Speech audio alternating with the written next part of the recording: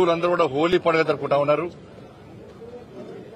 ఈ ఒక్కరోజే కాకుండా అన్ని రంగులు కలిసి అన్ని రంగులను జలుకుంటాము, రకరకాల రంగులను జలుకుంటాము.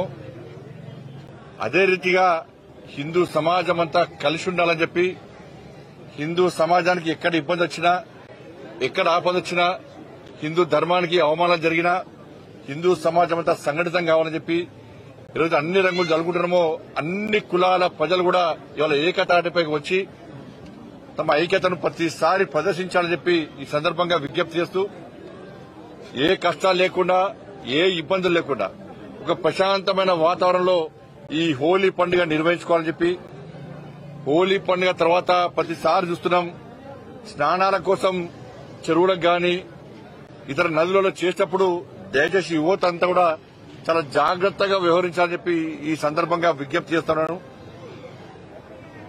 గాలి, నీరు, నిప్పుతోని మజాక్ చేయొద్దు మనం, అవి పవిత్రమైనవి.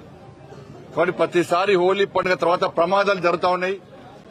ప్రతిసారి ఏదో ఒక ప్రాంతంలో స్నానానికి పోయో ఏదో రకంగా ప్రమాదాలకు గురవుతారు. కాబట్టి ఇది మంచి పండుగ, సంతోషకరమైన వాతావరణం జరుపుకునే పండుగ, అందరు కలిసిమెలిసి జరుపుకునే పండుగ. కాబట్టి జాగ్రత్తగా ఉండాలని చెప్పి ఈ సందర్భంగా అందరికీ విజ్ఞప్తి చేస్తూ, మరొకసారి హిందూ బంధువులందరూ కూడా హోలీ పండుగ సందర్భంగా హృదయపూర్వక శుభాకాంక్షలు తెలియజేస్తూ ఒక మంచి వాతావరణంలో పండుగ నిర్వహించుకుందాం.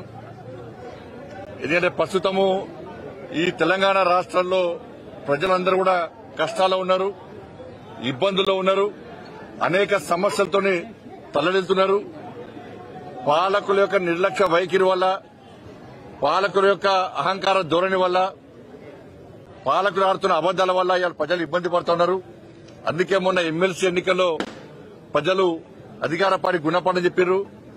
ప్రధాన ప్రతిపక్షంగా ఇవాళ భారతీయ జనతా పార్టీని ప్రజలు గుర్తించారు. కాబట్టి మొన్న ఎమ్మెల్సీ ఎన్నికల్లో భారతీయ జనతా పార్టీకి ప్రజలు విజయం చేకూర్చిపెట్టారు. మా కార్యకర్తలు కష్టపడి పనిచేశారు. మోడీ గారి యొక్క చరిష్మా.